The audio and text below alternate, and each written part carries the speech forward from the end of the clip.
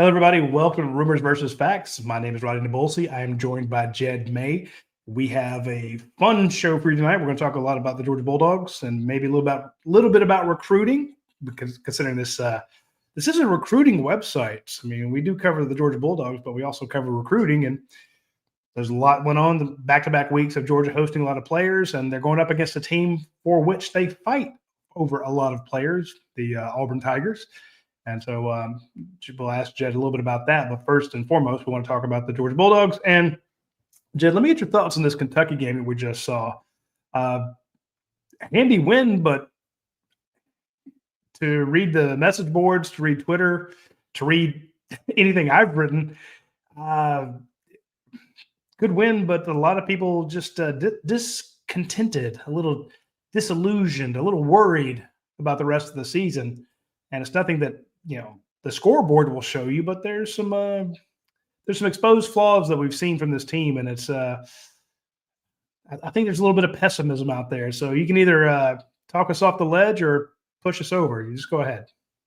Yeah, 20-point wins in the SEC don't go as far as they used to. But no, I think the thing for me, I thought it would be a slow, and it's a sleepy start. The stadium wasn't full. It's a noon game. It's a lower tier SEC team coming off a loss.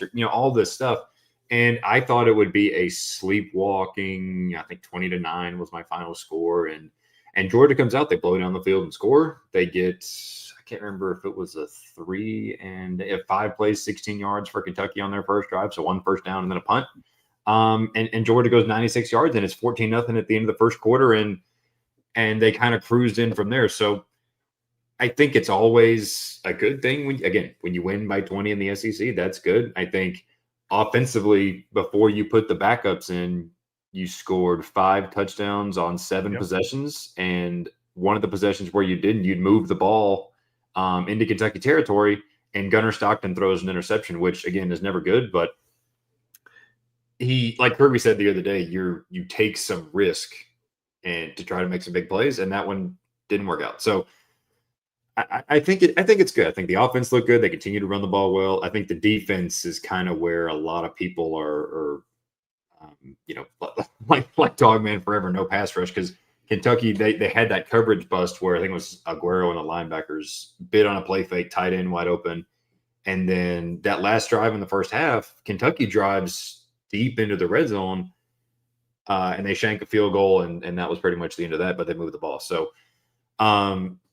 positives, Kentucky's obviously not very good, but I see both sides. I think you take 20-point wins in the SEC, but there's definitely, again, more on the defensive side of the ball, I think, than on the offensive side, for me personally. Done with you. I did not realize that they scored on 5 of their 7 drives. That's pretty impressive. And every time that Chauncey Bowens lined up in the backfield, I'm like, here we go. And every time they would throw it out there to Zachariah, Zachariah, I'm like, okay, this has the potential to be something big. It was good to see them using Dylan Bell so much. I mean, the guy had 3 touchdowns for the day, and we kind of saw what I thought we would see with Gunnar Stockton against Alabama. I mean, he had 3 rushes on that first drive, and Georgia was in third down 3 times, and they converted all 3 of them. So, I mean, their third down percentage was fantastic. And I'm like, Gunnar took a couple shots and didn't seem to affect him at all. I'm like, okay, so Gunnar's making plays with his legs. The offensive line's giving him some protection. He's getting the ball to his playmakers. Guys are wide open. There were some great spots there. The one interception, it's like when you shank a drive, on a tee box. Normally you don't hit one, but every once in a while you're going to spin one off into the woods. I know, not you, not Jed. Yeah, Jed. I'm not familiar with it, but no, Jed. But for the regular golfer, every once in a while you hit a worm burner and you're like, what the? I never do that. And so that was his. He's had 1 turnover all year. It's not bad through 5 games. But Georgia did all that, granted, against a not very good Kentucky team, but you did it having to fix your offensive line again. Mm-hmm. So just as we were talking last week about, the 2 true freshmen on the right side of the line, now you had those 2 true freshmen got the start this week. So they obviously did well enough during practice and enough during the last game to get the nod from the coaches. And now your left side goes down. And at one point, you had both guys on the left side out of the game. And I don't know when Monroe Freeland is going to be back. I think Kirby said today that they hope to get him back, but Kirby says that about everybody. I'm sure he would say that about Ethan Barbour right now. And, Ethan's on one of those little push cart things. It's like, well, we hope to get him back this. Yeah, well, you can hope. I hope to win the lottery, I hope my wife doesn't wise up that she married poorly, just you can hope all you want, but that doesn't guarantee it. But so I'm with you there. We're seeing the evolution of the offense, if you will. You said before the season started, the team that we see against Marshall is not the team we're going to see against Georgia Tech. They're going to get better. Mm-hmm. You've seen Gunnar Stockton, this is his sixth start now. He's got 600. 8-6, yeah. Yeah, Chauncey Bowens looks to be great. Nate Frazier was running. He was holding that ball like it was his firstborn child.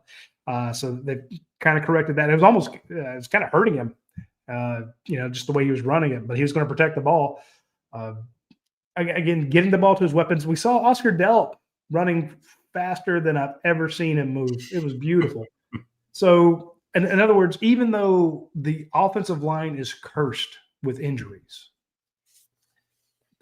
the offense seems to be going up. The defense, so we keep waiting for the defense to step up, and that's where my fear is because the teams you're facing. Jackson Arnold's a hell of a quarterback. They got two great wide receivers. I worry about that. And then, everyone wants to crap on Arch Manning, but he's good too. And then that Trinidad Chambliss guy at Ole Miss. In other words, I remember Coach Donnan saying after the Tennessee game, he's like, he was nervous. He says, Georgia wins it. But he points out that the Bulldogs are going to see 5, 6, 7 quarterbacks who are better than Joey Aguilar. Mm-hmm. And those guys are still waiting in the wings. And the 3 lowest rated by PFF, 3 lowest scoring, grading players on Georgia's defense right now are your 3 cornerbacks. And I'm like, so I guess that's where all the doubt and Georgia shouldn't be doubt. They're 4-1. They lost 1 game by 3 points. We should be thinking, why are they only 10 in the AP poll? These guys should be way up there. But I think the feeling around town is you're almost waiting for the other shoe to drop when they face a really good quarterback who might just pick them apart. And that could be Jackson Arnold this weekend. Yeah, I was telling somebody today that it feels like Auburn's best offensive strategy is just throw it up to those talented receivers. And if you're a Georgia fan, the thought of another team putting your corners in 50-50 ball jump ball situations all day doesn't fill you with a ton of confidence. Now, obviously, that's not how offenses work. They're not going to throw jump balls all day, but that's something that the corners have struggled with. And, Kirby said today, DeMelo Jones and Ellis Robinson are getting better. They're gaining confidence, and that comes with game reps. And I think that's true because neither one of those guys, especially DeMelo Jones, had played a lot in real game action and in the heat of the moment. Like game action in the fourth quarter of a blowout against UMass isn't the same as in the first quarter against Tennessee. Like there's levels to it. So yeah, they should keep getting better. I think if Dalen Everett's one of your lower rated players, that's a concern. But I think he's shown he can be a bit of a, I guess, streaky corner, if such a thing exists. So I think a lot of this too goes back to the pass rush. Like I hate to keep talking about it because we talk about it every week, but it's Kirby Smart has a different, like not excuse, but spin on it every week. And at the end of the day, you look at it and it's just like they're not getting home. There was a play the other day where I remember saying while Cutter Boley was in the pocket, this kid has all day to throw. And then he scrambles, and I think it was C.J. Allen tackled him on the scramble a yard behind a yard behind the line of scrimmage. So, like, technically it was a sack, but, like, a play where he had forever to throw. So where does it come from? Does Chris Cole keep getting better? Does Elo Modozi eventually take that next step? Like, we've had this same conversation for the past however many weeks. I think you got to get there at some point. But that tells you it's not getting better. Yeah, and Auburn's got an offensive line that has given up some pressure this year, to put it mildly. And now, granted, this game is at home. That helps an offensive line. But if you can't get pressure on Auburn, then I think you've got some serious questions about what this pass rush is. And you look at like I did a story on it today. This pass defense is between like 75 and 85 in yards per attempt, yards per game, touchdowns allowed, passer rating allowed, and completion percentage. Like way down there in all of those rankings. It's not like, oh, well, yeah, they're giving up a bunch of yards per game, but they're only giving up not many yards per attempt. Teams just have a lot of attempts. It's everything that they're ranking pretty low in. And I think it's the secondary and it's the pass rush. That stuff goes hand in hand. And by the way, with the pass rush, let's not put it all on the outside linebackers. Like, I think you can look at the interior guys as well, need to do a better job. And we did see Kristen Miller get a quick pressure on third down the other day and force a throwaway. But Kristen Miller, Jordan Hall when he's back healthy, Elijah Griffin, these guys, Nnamdi Ogboko got one the other day, the first sack by a defensive lineman all year. You got to get that push in the middle, because then that helps the guys on the edge. And then when you're doing that, it helps the guys in the secondary. All of it's working together. And I think this defense, I think to sum it all up, this defense is not necessarily working well together at all three levels right now, especially against the pass. Well, you only have one safety. I mean, and KJ Bolden is really good, but I mean, I think we may be talk about KJ a lot because he's the best one they got. So he's had a few mistakes, but it's just there's not a lot of help there in that level. The cornerbacks aren't really going it. But we talk about the pass rush, and we say that the guys in coverage can't cover all day. I'm like, true, but at the same time, even when it's the quarterback doesn't have all day, sometimes he's throwing to guys who are wide open. I wrote my column on Friday about the just inside leverage. You actually asked today about guys in press coverage who don't even hit him. It's like the Ellis Robinson giving up that touchdown to the Alabama receiver. He just ran basically a skinny post and just dumped it to him. It's like it didn't affect him. Ellis didn't put his hands on him to stop him. So I appreciate you asking Kirby about that. And folks, go check out the front page of UGAsports.com. There's a good story there by Jed about the issues the secondary is having. But I don't want to put it all on the defensive line not getting pressure. But at some point, it's like, guys, what would really help if a quarterback's a little scared, instead of just knowing, well, I can sit here all day until this double move works out, and I'm going to get Janelle Aguero in coverage. I'm going to go after Ellis Robinson in coverage. Hell, they've gone after Dalen Everett and been successful. So I think that's a lot of the fear is just it's not there. But again, this is one of the best teams in the country, and not I think it was Chris saying, look, they're not giving up explosives. They're not. There's not. I mean, this is one of the better teams, especially against long runs. They're not giving up a lot of long runs, which was an issue last year. So, let's talk about the positive things they're doing. This is a very stout team against the run. So, too, is Auburn. That's going to be very interesting. I think they're the number 4 and number 6 teams in the conference when it comes to stopping the run. So, Kirby said this is a team that can run the ball and stop the run. We're about to see a Auburn team that can stop the run. So, we'll see if Georgia can run it on them. I'd love to see them do that. And again, we saw the game plan that I was hoping for. I put this into my prediction last week. Let Georgia hit a few, have ball control, but also hit a few explosive plays. Georgia hit a lot of explosive plays, a lot of, 20 yards, 15, 20, 35-yard plays. That was nice. So it keeps them on the field. It kept the other team's offense on the sideline. And then all of a sudden you're up by, 3 scores. That makes the other team come out and have to throw the ball. What happens when they threw it? You saw Ellis Robinson get an interception in the end zone. So it makes it a lot easier on your defense if you want to make them one-dimensional so that your guys up on the line can pin their ears back knowing that it's more likely a pass, and they're not trying to gouge you with a run because they're down 3 scores. I can definitely see if Georgia can run the ball, they keep Jackson Arnold on the sideline, they hit a few explosives to, at least change field position. I'm still thinking about how people got mad at Kirby for saying sometimes just, getting a couple first downs and punting is a win. And people are like, no, that's not a fast start. But to him, changing the field position is a fast start. especially in a lot of these games that come down to one possession. So be able to, take a little wind out of those Auburn sails. They're going to be retiring Cam Newton's jersey. That place is going to be wild. Yeah. But if you can, get a few first downs, keep Jackson and Arnold and those wide receivers on the sideline, because you can run it, that could go a long way to making, when they come out, that all of a sudden they have to throw. So now you got bracket coverage, you're running some, you're trying to help out your secondary. But I'm with you. It's not just the edge guys, the interior guys need to do it, but also the edge guys. Maybe that we saw somebody was in the comment section talking about Chris Jones making some plays. I heard Justin Williams had a very good day in practice today. And we saw, you mentioned Chris Cole. Chris Cole had a shot on the quarterback and got his arm wrapped around him, but the guy still got the ball away. I thought that was going to be a surefire sack. It just didn't happen.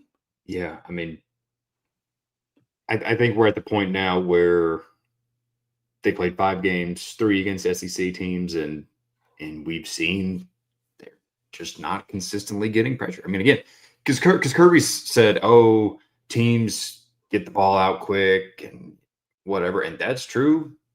But it's also not like every single play is a quick whatever. And I'm not saying you should. The first 2 teams he played did that. The last 3 have not. Sure, because they know where Marshall and Austin Peay, our tackles aren't going to be able to hold up all game, and that's fair. That's how you can move the ball a little bit if your offensive line talent isn't equal to what you're playing against. But Alabama had it, and in Kentucky, especially the last couple of weeks, there's plays like I mentioned with the one with Boley earlier. They're sitting there, and you're thinking, okay, someone's got to be breaking through the line soon, right? Like somebody's got to show up. And like you were saying a minute ago, even if the quarterback has to think about it, even if he has the thought in his mind, okay, it's 3rd and 7, we've got whatever route combination called, whatever it is, he's got to have the thought in his mind of, okay, is Chris Cole going to be my right tackle? Is Gabe Harris going to be my left tackle? Is this stunt going to come right in my face? That affects things, and pressure affects things, all this other stuff, and it's not really happening consistently, especially at any level when you talk about inside, outside, whatever. And that's something that's got to change, because you're going against Hugh Freeze is an offensive-minded coach. Lane Kiffin's obviously an offensive-minded coach. Billy Napier's background is offense. Steve Sarkisian's background is offense. Like you've got Josh Heupel hung 41 on you coming up, and if you give those guys' systems time, that's how Georgia was so effective against Texas, especially in Austin last year, is because they dominated up front and scrambled the brains of Quinn Ewers and Arch Manning. They were seeing ghosts everywhere. It was 5 sacks, 7 sacks, or something.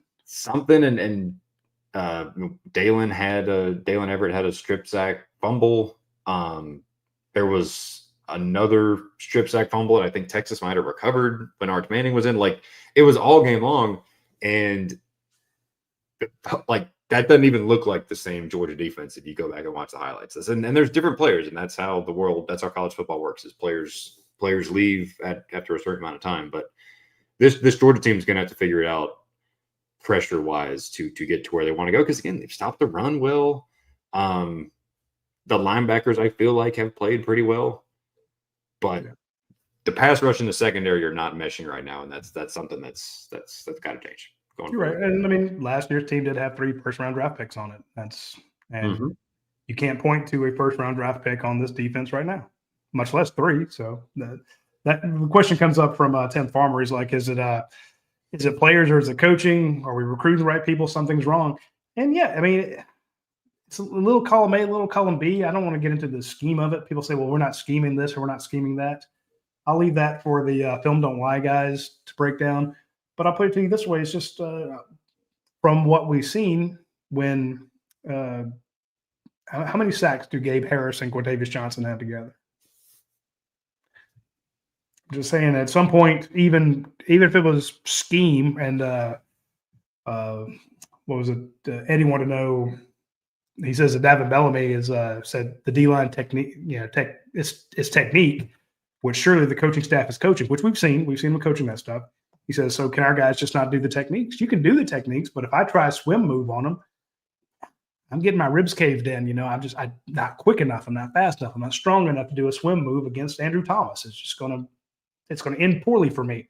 So you just don't have the players to get it. So it's frustrating, but those guys aren't quite bringing that fear that you had in last year. And the results are very few sacks, and we finally saw our first forced fumble. It took five games before they actually stripped the ball away from somebody. Whereas other teams have been able to put their helmet right exactly where it needs to go against Nate Frazier, not once, but twice, or London Humphreys, they could force a fumble. And it's like, so I'm hoping what we saw, and Boko got a sack, like say CJ Allen got a sack. Okay. We saw one forced fumble. Maybe I'm just being a little too pessimistic when I say I'm not seeing an improvement there, because those are improvements. But as you point out, when you're 77th in the nation, 82nd in the nation in your story there, those are not typical Kirby Smart numbers. Now, against the run, they look fantastic, And I will also say there were so many missed tackles last year, even though you had some really good players. They're tackling much better this year. I hope that's not the jinx factor right there, but I'm just saying I was much more pleased with the way these guys tackled. Give Kyron Jones credit. Kirby was not exactly complimentary of him when I asked about him last week. He said, some good, some bad, but he mentioned how tough he's been against the run. And even Ellis Robinson, he may not get his hands on a guy going out, but he's been tackling. So good tackling will go a long way, especially in a rivalry game like what we're seeing, what is about to come up. Good tackling will go a long way against two running quarterbacks, because Jackson Arnold, when he takes off, he doesn't run for 6 yards and slide. He tries to go to the freaking house. So you're going to have to drop him. You can't just think he's not going to get to the sticks and then slide. He's going to keep going. So I want to see that continuing tackle. So there are some areas that are good, but to answer the question there, something is wrong.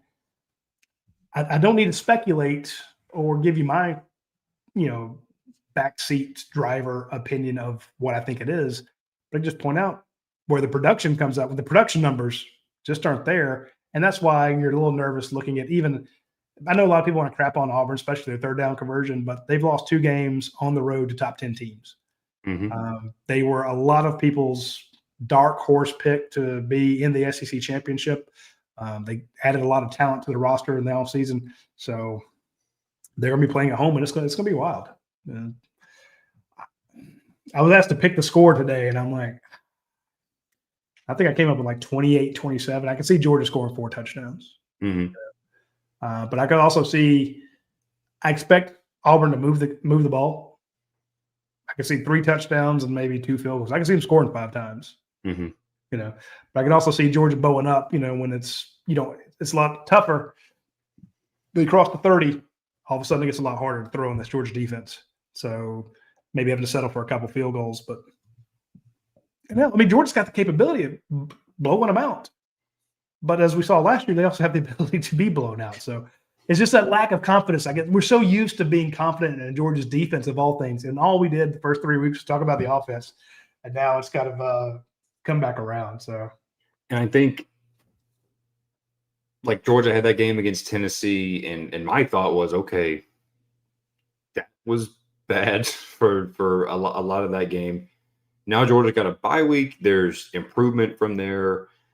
And now here we are 2 weeks or 2 games since they played Tennessee, and there's just as many questions as ever. And I think after Saturday, the season's going to be half over. And at a certain point, like, you kind of are what you are. And like I said earlier, if I'm Auburn, here's 2 things I'm doing. I am giving my receivers, Cam Coleman, Eric Singleton, those guys, giving them chances to make plays on 50-50 balls. Yeah. I also have spent the past 2 weeks watching what Georgia Tech has done the past couple of years in the quarterback run game that's given Georgia lots of trouble. Because Jackson Arnold, like you said, is one of those guys that can hurt you with his legs. And you pair those two things together, and there's a vision for how Auburn can move the ball. And if they start running the ball, who's to say they don't just try to do, like what Tech did, keep the ball for 2/3 of the game and keep Georgia's offense off the field. And all of a sudden you shrink the game. And if you're Georgia, one mistake on the road in a game like that becomes much bigger when your possessions are limited. So yeah, there's definitely, this should not be a game that people just, and I don't know that a lot of people are truly discounting Auburn, because I think the line's only 4.5. What the past, you think of what this series has been just under Kirby Smart in Auburn. 2017, Georgia gets housed. 2019, Georgia goes up, I think 21-0. Auburn's got 2 drives at the end to win it. 2021 was, I think, a bit of a rock fight early, and then Georgia pulls away a little bit late. And then 23, Georgia needs a touchdown. Georgia needs an all-time Superman performance from Brock Bowers to win by 4 or 7 or whatever it was. So this is a tough place to play for Georgia under Kirby Smart. Yeah, they've won the last 3, but these are battles. When Georgia goes over to Auburn, I don't expect Saturday to be any different. 4.5 is such it's obviously a very close line for those of you non-math majors out there, but I would see this being within a touchdown. I like you said, I see a scenario where Georgia wins by 14-17, but I don't know that it's necessarily likely. Well, Daniel Denny says Georgia's going to win by 32. So I will tell you, you talk to the Auburn folks, they are not. They are not. I was going to say they're not feeling it. I don't know which team's going to go in with more questions about. Which fan base is going to really get into the game with more questions about their team than this one.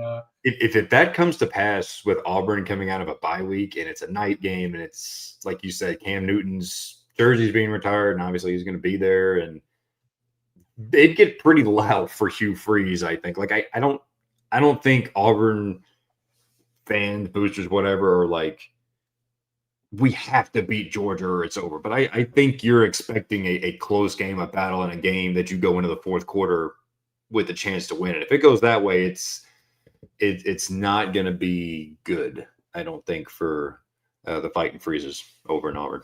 You're right. And Bobby's correct. He says other teams are having problems too. The league is better than you think. Bobby, you are preaching to the choir. I've been saying this because I've been getting a lot of grief about when I said Georgia's just not as talented as they used to be. And people are like, what? And I'm like, yeah, they're not. But guess what? Nobody is. Mm-hmm. Nobody's loaded. I had a long talk with Cole Kubelik about this. Chris Doring said the same thing. Peter Burns are like, nobody is as loaded as they used to be. Nobody has the depth. And when you lose, a starter and you go to the second team, yeah, Georgia's second team and Alabama's second team and maybe LSU and Ohio State, Oregon, their second team guys are really good, but it's nowhere near what it used to be like. And to me, the most obvious thing was when, Warren McClendon got hurt, you brought in Broderick Jones off the sideline, Mm-hmm. Amarius Mims filled in, but now your Amarius Mims is playing as a freshman. His name's Juan Gaston. Your Warren McClendon is in their guard right now, and a guy named Dontrell Glover. You had to bring. I loved what we were seeing from Elias Williams, the tight end, another true freshman. Think about it. If you line him up on the right side to chip the defensive end or an outside linebacker, you could have, first-year starter and Drew Bobo, and then freshman going off the right side there. It's wild to see. But, if you got a lot of freshmen playing, well, then your backup is the guy that they beat out. So, but it's that, Bobby, you're right. It's that way everywhere. Nobody's deep. And that's why Auburn fans are, worried about this game. Georgia fans are worried about this game. Texas was were they preseason number 1? Yes, I think so. Yeah. And Penn State was preseason number 2, and they're both, neither one are ranked now. It's not like Sark forgot how to coach, and James Franklin normally wins games. He doesn't win. He can't beat Michigan or Ohio State, but he wins all the others. And Beats UCLA. Yeah, he beats he loses to a winless UCLA team. So my point is, it's that uncertainty and looking in the margins. Chris is talking about, hey, this team's not as bad as you guys are saying, and he's probably right. Maybe I'm just being pessimistic on a Tuesday or excuse me, on a Monday night, but it is because Georgia's not as deep. I guess I'm more pessimistic because it's not like you're adding the second or third team that's another 5-star or 4-star or highly rated guy who's chomping at the, and again, you have a better roster than 95% of the teams you're going to face, but it's not head and shoulders better. It's a forehead better. It's not like when Jed and I do side by side on a after a practice report, and he's way up here and I have to stand on a box to talk next to him. It's just it's different there. So and Gary says, hey, look, with two portal windows, it's hard to build a team. And now they're going to go to one, and that would help with that. But here's the thing: I will give Kirby Smart and his staff a crap ton of credit for taking all the freshmen that have come in, all the transfers that came in, the guys who stuck around, and building a very cohesive team. His locker room culture is good. And he keeps talking about the fire, passion, and energy. I know people it almost sounds like a Tony Robbins, infomercial or a self-help book, but he's got guys playing, for the team. Nate Frazier's rooting on Chauncey Bowens. You see that, I'm sure that Colton Heinrich and Jane Riddell don't want to see Elias Williams out there doing what they could be doing. But when he comes to the sidelines, they're the first two to jump in, and these guys root and play for each other. We asked Chauncey Bowens today about, what do you think of, well, I asked him, I'm like, not trying to get him in trouble, but I want to know why after he has a nice run, they immediately pull him. Drives me bonkers. He had a 14-yard run, broke 2 tackles. And the first thing to do is pull him out and put in Josh McCray. Or you started the second half with Peanut and he got stuffed. Nothing against Peanut, but give it to Chauncey, give it to Nate. He says, hey, I think every one of our guys can break off those big runs. So he said the right thing, and I think he meant it. I think he's absolutely – I don't think that was coach speak. I think Chauncey Bowens was speaking from the heart, and he loves all those players. But how many first downs does that get you? I mean, it avoids cancer, but I'd almost like to have an Odell Thurman or a Sean Williams or a Alec Ogletree, an absolute, maybe not a good person, maybe not a great teammate, but effective as hell. So, maybe that's going to be maybe these young guys. I'd love to see Justin Williams maybe get a few more plays, maybe a little Chris Cole. I know if you put them in, that means you're taking somebody else out who's a little more experienced, but maybe simplify the defense and let some of these guys just go head hunting.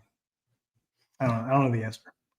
Yeah, that's the thing is what is the answer? Is it like Kirby said after the I don't know what game it was, but he says Georgia's got more pressure packages out there than anybody.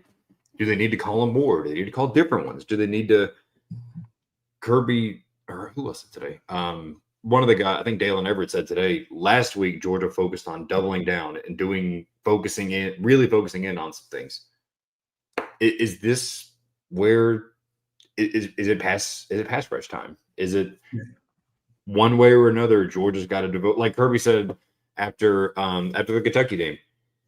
Georgia took 30 or 40 minutes that they usually use for other stuff and focused just on punching the ball out. And it worked. And I'm not saying they don't work on pass rush, but is it time to change or focus on more? I don't know what the answer is. Maybe it's just execution. Maybe it's they don't the guys that are said the E word. Yeah. I don't know what the answer is either. With those guys, it's just so it's almost like you wonder the whole offseason. Kirby Smart talked about this team wants to run the ball and stop the run. We need to emphasize running the ball and stop the run. It's almost like are these guys thinking too much about stopping the run that they've overcorrected? Maybe. I don't know. I don't know. I don't know. There's people smarter than me that can look at film and probably tell whether that's what's happening or at least get an indication. But I don't know either. It's just it's bizarre again to see these guys sitting there, and eventually finding somebody. And Auburn, I think, is a good test because that's a team that has struggled to protect the quarterback.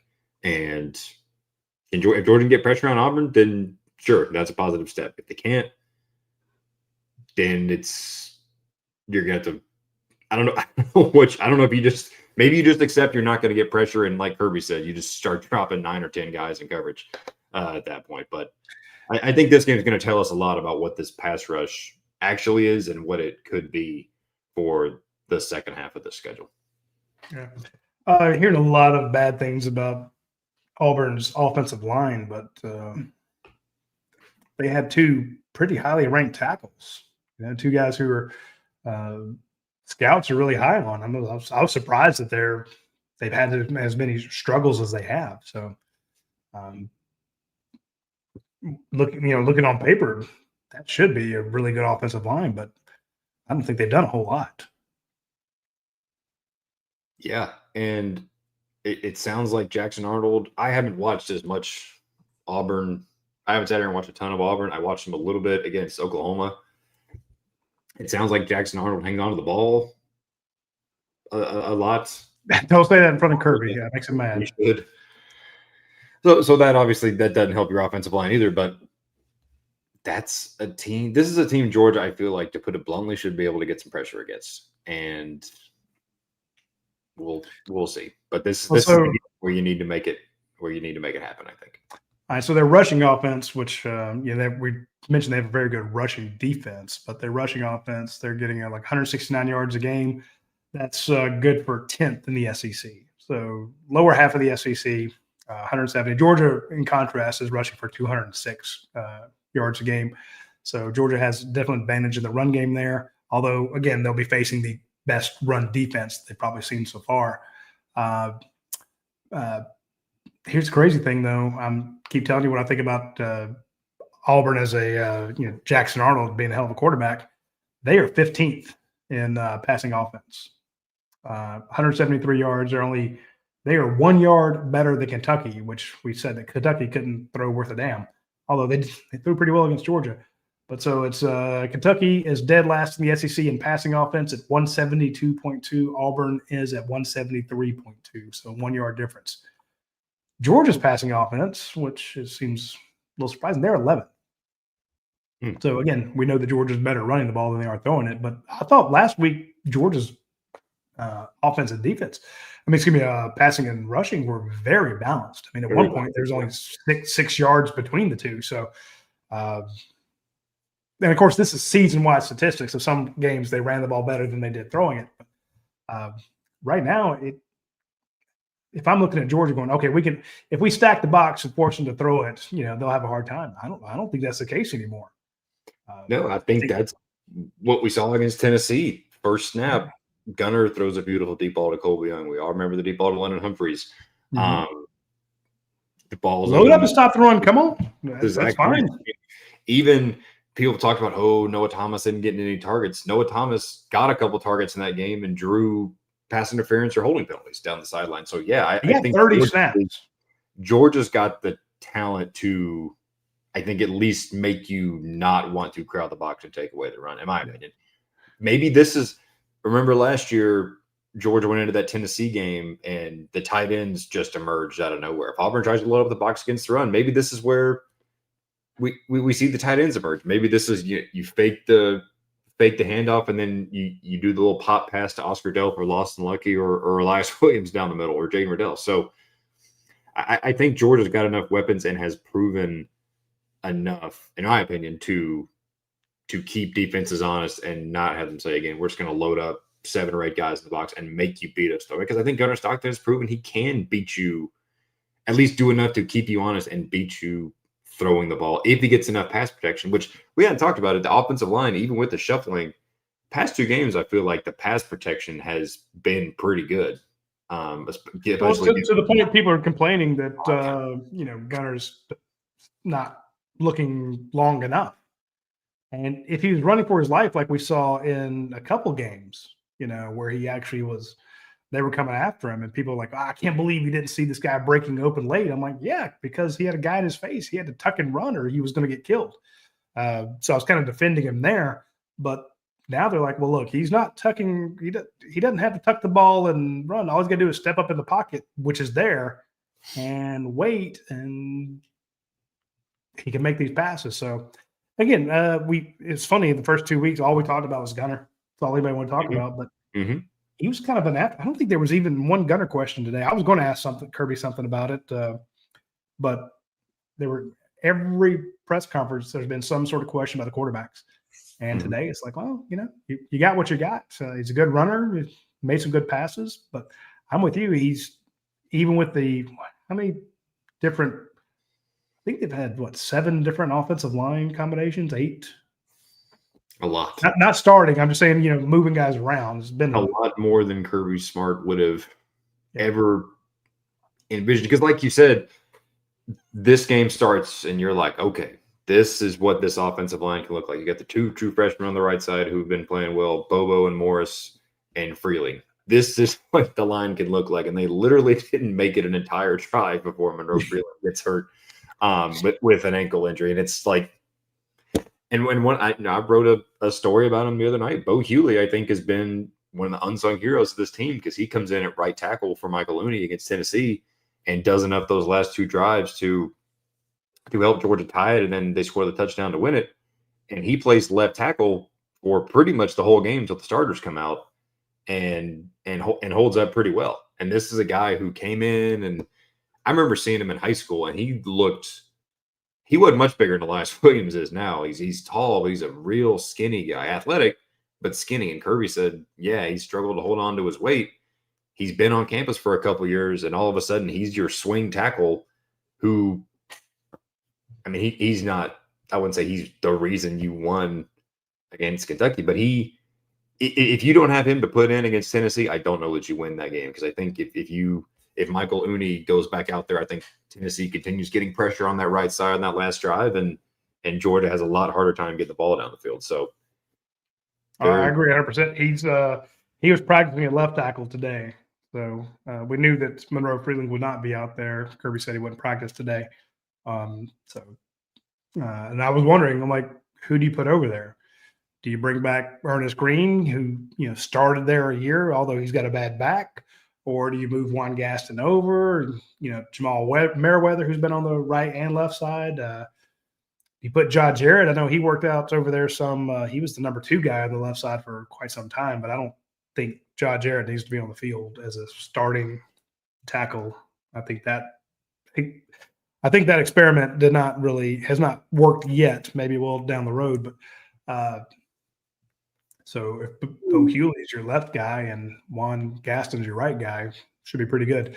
I did like what Bobby was pointing out, that Oklahoma sacked Jackson Arnold 10 times. mm-hmm. I'm not dismissing that. And again, when on paper, that offensive line is supposed to be a lot better. So I've just been kind of blown away by how bad it has been. Talk to people in Auburn. They're like, hell, I mean, the SEC shorts folks made fun of Auburn's offensive line getting beat up by a bye week.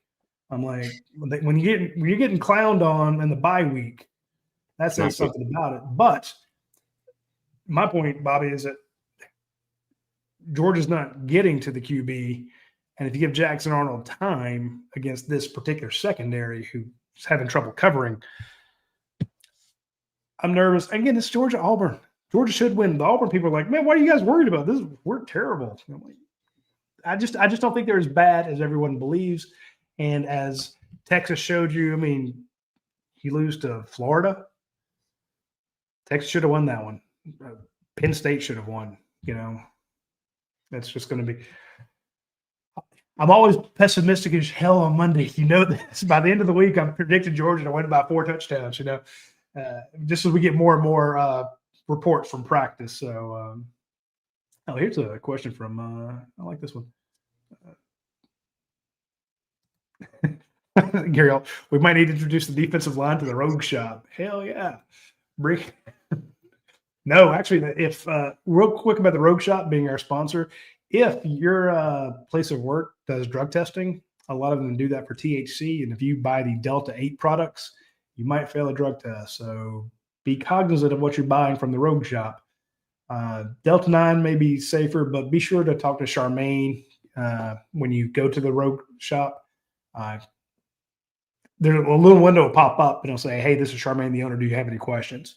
So you can actually talk with the owner and ask her questions, and she'll answer them for you. So be sure to do that.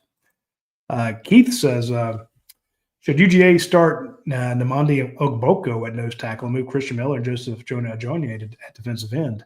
Ogboko's that space eater we've been looking for in nose tackle, 340 pounds. He's a perfect fit at nose. Could be worth a try, especially if Jordan Hall is in a spot where he can't play. It could be worth a try. Or you start Elijah Griffin or JJ Haney. I don't know. Joseph Jonah Ajonye, again, he's always that guy that's just like, whoa, that guy is huge. But someone's got to get. I think they're missing. Like, I don't know if they have that guy that fits that. Like Tyrion Ingram Dawkins was such a crazy athlete, and I don't know if they have that guy in that form right now. And I think that hurts the pass rush. He's I don't know. It's just I think you had that Elijah Griffin, but it's just there are guys who are playing better than him right now. It's tough to come in as a true freshman. Yeah, for sure. For sure. And like Jonathan Easton says right here, this would have been Damon Wilson's time to really head up that outside linebacker group, and he left, and that's his right. Like you can do that in college football, and it's not like Georgia did anything wrong. He left and went to Missouri for his own reasons, and that's the state of college football. You can't necessarily count on a linear progression of how things are going to work out. Because if you have a guy leave, then all of a sudden you're scrambling to make up for it and plug holes with the portal, which I think Kirby Smart has generally done a pretty good job of. But it's I think Elo Modozi is kind of the one where there was a lot of talk about him in camp, and then he hasn't really broken through. And maybe he does break through. Maybe Saturday he has 2 sacks and he goes on from there. Or maybe it's that second bye week before Florida, everything clicks for him and he's a terror. Like last year, Xavier McLeod was playing out of his mind the last few games. Maybe that's Elo Modozi this year. I don't know. There's a lot of the seasons. If Georgia's going to go play deep into the playoffs, the season's not even half over yet after this week. So there's a lot of football left, but it's somebody's got to step up out there, I think. Yeah. Gary points out that he's having a good year too. Yeah, Damon Wilson is. And he left for a very nice paycheck. And part of it was he thought that some of the snaps he was going to get might be, or some of the ways he would be used might be taken up by Chris Cole. And I'm like, dude, that's the guy's 2 years behind you.